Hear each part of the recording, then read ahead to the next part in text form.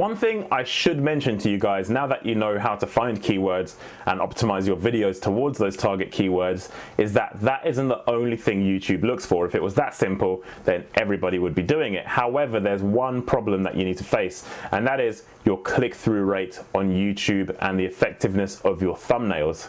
Let me put it into context. If you optimize a video so it appears in the top 5 positions on YouTube, so on desktop it's visible when the screen loads, guess what? If your video is in position 1 but nobody wants to click it because the thumbnail sucks or the title doesn't look right, then there's a problem. It means YouTube will start potentially demoting your video and replacing it with something that has better engagement. At the end of the day, YouTube want people to watch their content, and watch time is a big factor, and time on the YouTube platform itself is a factor. So if your videos are deterring people from doing that, it doesn't matter how much optimization you've done, you still need to make sure your thumbnails are good, your content is good, and your title is enticing enough for people to click.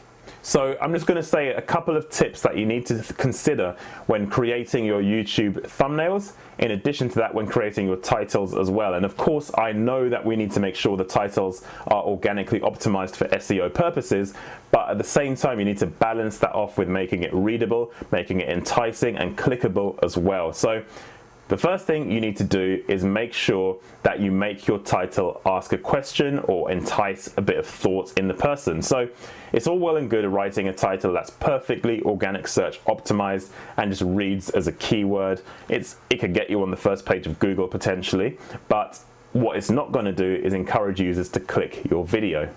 So in order to do the trade-off, it's a mixture of the two. So you need to get your keyword in the title, but in addition you need to pique the interest, maybe be a bit controversial, maybe ask a question, maybe clarify things, maybe be date and time relevant. Maybe all the competition videos you're seeing are old and you want to highlight the fact you're current, so you might want to put 2018 or 2019 or 2020 on the title. So all of these different things together can help make your titles more enticing, which is really, really important. Another important part is your thumbnails. So your thumbnails are ultimately the image people see when they go to YouTube and they want to choose a video to watch. If your thumbnails suck and they're weak and they don't work, then guess what? YouTube will start demoting your content then as well, because if people aren't going to click, they're not going to build up watch time. YouTube wants engagement on their platform. Don't forget that. That's the main rule you can take away from this. YouTube wants engagement on their platform. So your thumbnails need to be good. It needs to entice. It needs to pique curiosity. So having a boring thumbnail with a generic picture isn't going to work. What you need to do is have the right balance of text and imagery, the right use of colors to stand out, and also the right type of imagery as well. That could be interesting. There are a lot of thumbnails out there that are quite spammy.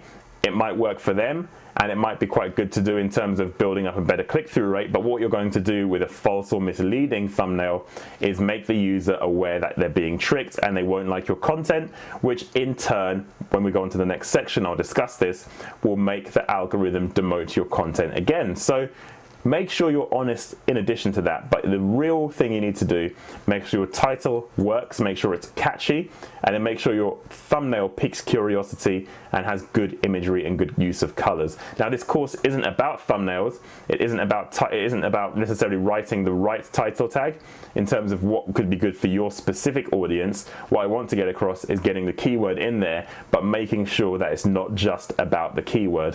One last thing on YouTube metadata as well, that's really, really important. Once you've optimized your video and you've chosen your title and your description and your tags, don't edit them unless the video hasn't been performing for a long time, because when you edit that metadata on your videos, it restarts the whole process again in YouTube. So once they've found you and they've ranked you, if you go ahead and edit it, it restarts the process again, and you could end up worse than where you started off. So don't do that. If you're seeing results from organic search on your videos, you can definitely go ahead and edit old videos that aren't performing or aren't getting views anymore, because you've got nothing to lose. But if you do this to a live video that's ranking on YouTube because you think you can get more, it could be bad for your channel. So give it time, let it settle down, and let the algorithm do its thing, and then hopefully you start getting organic traffic. But ultimately you really need to make sure you don't edit your metadata at all for a little while. In the next section, we're going to look at Google search and how it pulls in YouTube searches as well, so you can benefit from traffic from your YouTube optimization within Google as well.